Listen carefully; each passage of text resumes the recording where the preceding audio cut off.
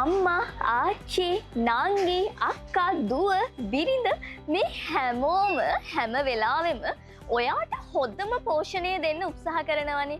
ඉතින් ඒ වගේම තමයි ඒගොල්ලෝ අපේ සුපර් ටෝක් බලලා ස්මාර්ට් ටිප්ස් ටිකකුත් පාවිච්චි කරනවා කියලා අපි දන්නවා. ඒ නිසාමයි සුපර් ටෝක් වලින් කොහොමද ඔයාලට හොඳ අලගෙඩියක් තෝරගන්නේ කියලා අත් කියලා දෙන්න යන්නේ.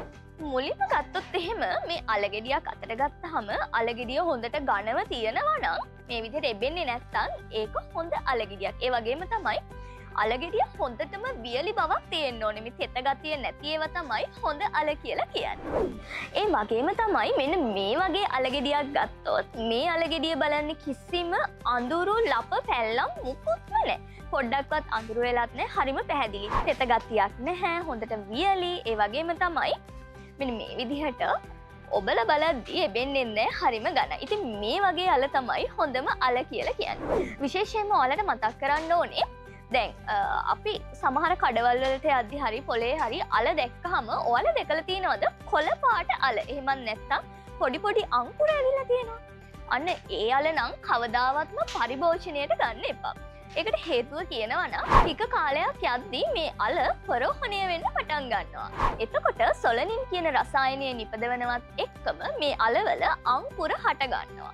ඒවා ගොඩක් විෂ අල. ඉතින් ඔයාලා කවදාවත් අලගෙඩියක් කොළ පාට වෙලා තියෙනවා නම් හරි අලගෙඩියක චූටි චූටි අංකුර ඇවිල්ලා තියෙනවා නම් හරි කවදාවත් පරිභෝජනයට ගන්න එපා. මොකද ඒක මරණය පවා ඇති කරන භයානක අලගෙඩියක්.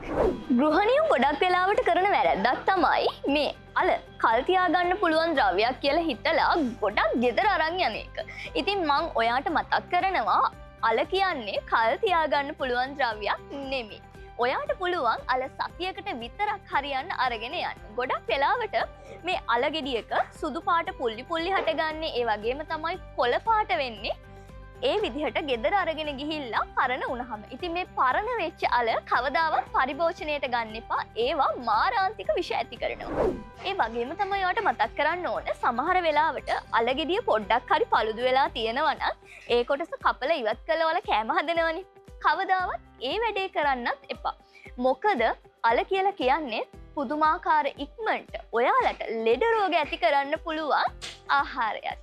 ඉතින් හොඳට කල්පනා කරලා බලලා හොඳම දේ හොඳම විදිහට ඔයාට පුළුවන් තෝරගන්න. ඉතින් හැමදාමත් පවුලේ පෝෂණය ගැන වැඩිපුරම හිතන කාන්තාවන්ට තවත් අලුත් දවසක අලුත් ටිප්ස් ටිකක් අරගෙන සුපර් ටෝක් එකකින් අපි එනකන් පරිස්සමෙන් ඉන්න.